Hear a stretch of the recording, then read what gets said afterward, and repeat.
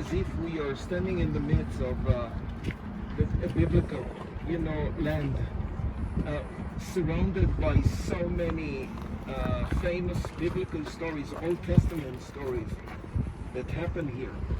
Mount Carmel, where we just visited, you can see the monastery on top, Elijah and the altar, yes.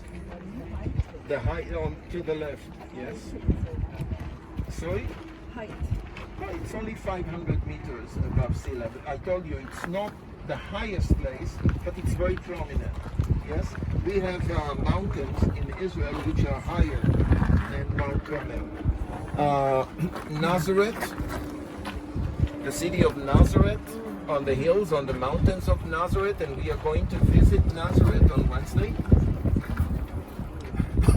I don't need to tell you that, this is the place where Jesus, when the family came back from Egypt, grew and became a boy and a teenager and a man, and lived in Nazareth till almost the age of 30.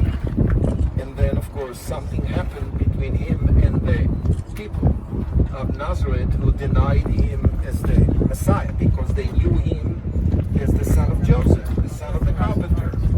And they had a plan to push him off the cliff.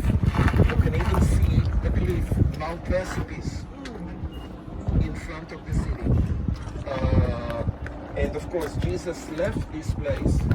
The Bible says that he went through the crowd and he brought himself to a new region where he's going to minister 3 years. And that's the Sea of Galilee, where we are going to be tomorrow. And it's not very far from here. From Nazareth to Capernaum, it's a day and a half of walking. Walking with the bus, 1 hour. So that's Nazareth, yes? Can you see this beautiful mountain at the very, very end? Very rounded mountain. Tabor, Mount Tabor. Okay? Now, what are the stories that we can connect with Mount Tabor? At least one story from the Old and one story from the New Testament. Yes? Like which episode from the Old Testament? The days are the days of Deborah, the prophetess Deborah. Yes, and Israel is going to be attacked by Sisera. And Deborah called Barak her general. And he took 2 tribes with him. Do you remember which tribes? Naphtali and Zebulun. And they all went to Mount Tabor. It's in the Bible. This is what the Bible says in Judges. Yes, chapter 4 and 5. They went to Mount Tabor. The army of Sisera is coming through here. And they are about to conquer the land of Israel. So the 2 tribes with the General Barak are sitting on the mountain, waiting to get the sign in order to come down and to smash the army of Sisera. And what was the sign? What was the sign? What's this? What's this? Rain. Rain. Yeah, do you know why this was the sign? Because this is a great soil. But that soil can absorb a certain amount of water. If it continues pouring, the same soil will become sticky and muddy. And that's exactly what stops the army of Sisera. They couldn't keep going with the heavy chariots. And they all got stuck in the mud. So the 2 tribes came down from Mount Tabor and smashed them. And who was Sisera? He is not one of the Israelites. He is one of the Canaanites, yes? He was the general. So what did he do?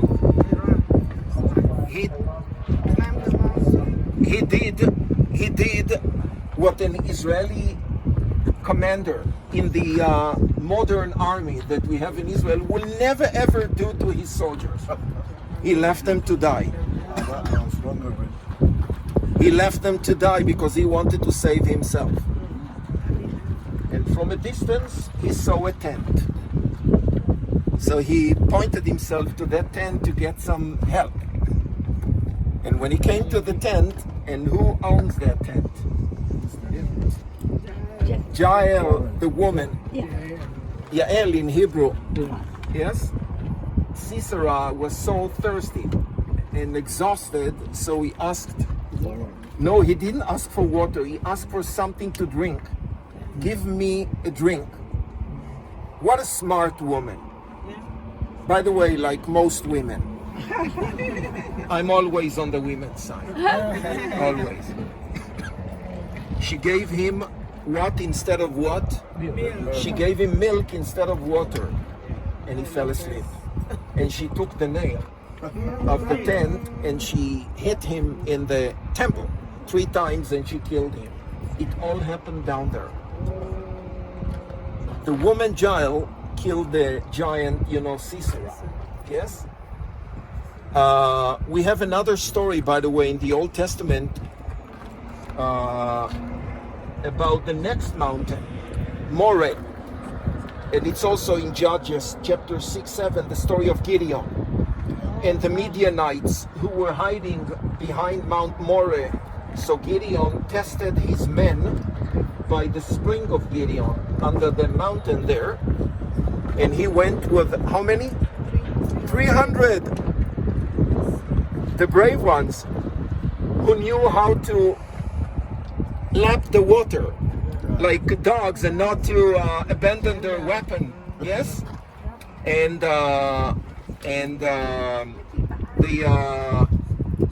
he smashed the Midianites. Coming back to Mount Tabor, I'm sure excuse me, I'm sure that you're all familiar with the Gospel of Matthew chapter 17. What is there? It starts with the word, and 6 days later, Jesus went up to a high mountain where he transfigured, and he took with him Peter, James. You know that there is no name for the mountain where he went. In the Bible, in the Gospels, it only says high mountain, without specifying. Many believe that Mount Tabor is the Transfiguration, especially the Catholic Church. The Catholic Church, and they even built a church on top. You can see the building. I can tell you that in the last 20 years, more and more and more